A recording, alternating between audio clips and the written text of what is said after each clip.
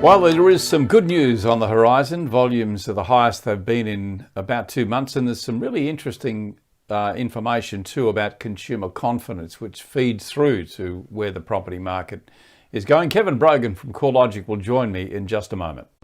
Standing out affordably in a cluttered media landscape is difficult, but now there is a way using social media, buyer targeting and an engaged audience looking and thirsty for property information. The Property Show is an exclusive offering from realty.com.au that can profile and promote your listing to hundreds of thousands of eager and targeted property buyers and sellers. You'll be surprised at the low cost and enormous benefit of combining new media, social media and audience targeting. So get started by following the link on the homepage at Real Estate Uncut.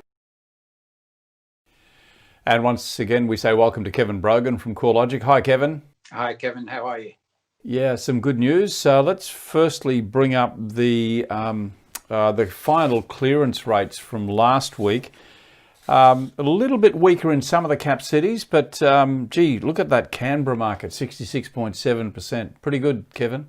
Oh yeah, look, it is, and I don't think we need to read too much into the clearance rates for last week, because the relaxation of the coronavirus restrictions hasn't only applied to real estate. The fact that there was a long weekend means there were lots of competing activities available for the first time in a while.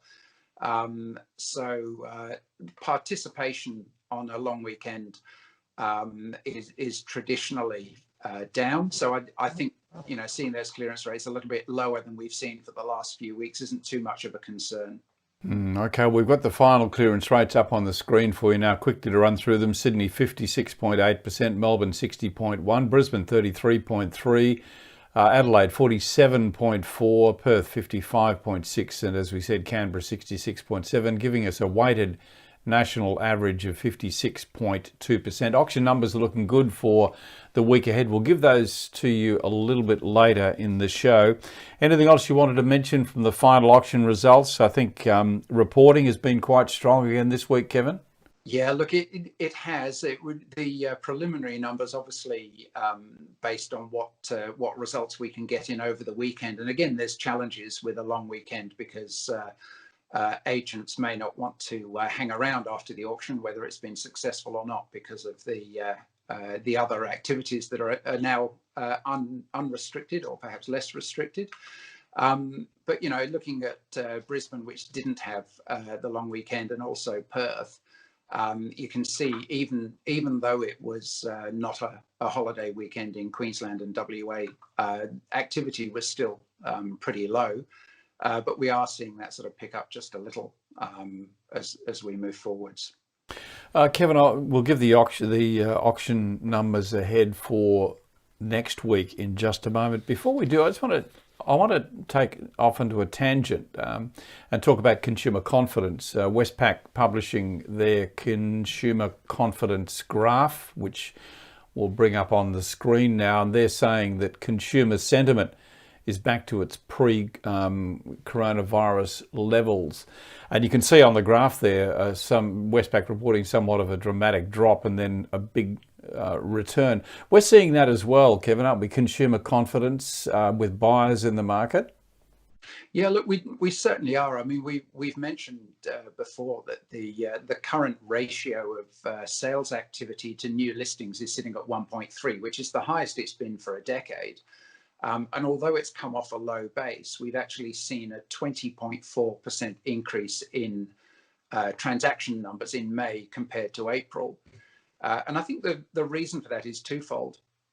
One is that when activity in real estate, transactional activity was effectively suspended by the coronavirus restrictions, and quite a significant impact in confidence, which you can see there on that graph, dipping very significantly in April.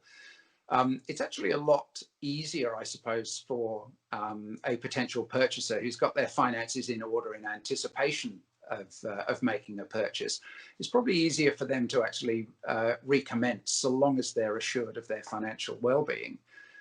Whereas actually putting your property on the market for a month-long campaign at least is something which probably takes a bit more preparation, both mentally and practically. So I think the confidence we're seeing in indications like the ANZ Roy Morgan, or what you're showing here, the Westpac Melbourne Institute, that increase in confidence is going to work its way through to vendors, and you're going to start seeing more supply, more new listings coming onto the market. It's interesting watching that graph, and we'll continue to watch that, look at that, because if you go back something like, I think it's about 12 years, you can see that consumer confidence was at a very low point then as well. But even over the last 8 years, looking at that graph, it's been fairly consistent, hasn't it, around that 100 mark? Yeah, look, it certainly has, and I think one of the features that we've had as a temporary interruption to the real estate market is if you look at what's happened just in April, we actually saw consumer confidence dip below the level that was seen in the GFC era in 2008. But of course, then it was a sustained period, whereas now we're actually seeing it bounce back, as you mentioned at the beginning of this segment, to near pre-crisis levels. So look, it is returning, if you like, to a sort of normal zone. And so long as we can maintain effective coronavirus control measures, you'd hope that it would continue at that level. Okay, well, let's take you to the auction numbers ahead for this week, and you can see a bit of a lift from last week. And as Kevin has already acknowledged, that was largely due to the fact that there was a long weekend in all but 2 of the Australian states.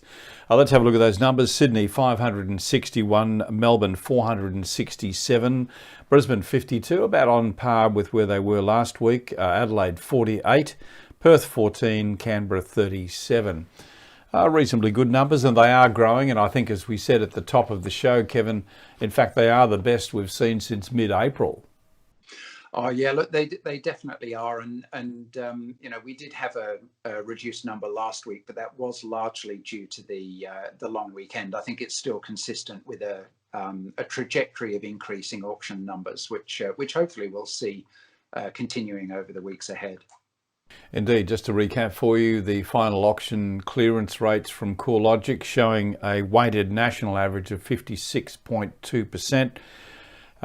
So Kevin, we'll come back on Monday morning. We'll have a look at the first lot of results from these auctions that we've just mentioned now, and we'll also take you inside 1 or 2 of the top sales around the country.